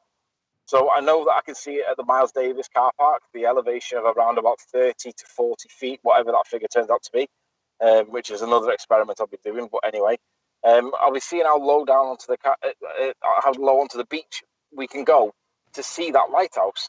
Now, I know from previous experiences, I'm pretty certain I can see it on the beach, not far off the water level. I've never been able to prove it before because I never realised it was such a good proof. But my position with regards to Nathan and disagreeing with Nathan will change if I can get it at water's level. If I can see that lighthouse flashing at water's level, that goes beyond the parameters of reasonably arguing for bendy light through the Fresnel lens and stuff. Because at the moment, where Miles Davis was stood, yeah, you can argue that 50-50. However, if it gets down to the water level and it can be seen, that changes things significantly. And that's one of the things that I'll be trying to test. How low can we go before we lose sight of that light that we can document, we can prove, we can evidence and show that there is no bulge in front of us. So that's one of the things I'll be doing in the next few days, and it's going to be done hopefully on a clear evening. Cool. Anthony, Hey, I'm going to be doing the same, Anthony. Say again, Mark? I'm going to be doing the same. I'm going to lighthouse hunting right from the beach, from the Irish coast onto the Isle of Man. So we'll swap notes maybe Tuesday or Wednesday.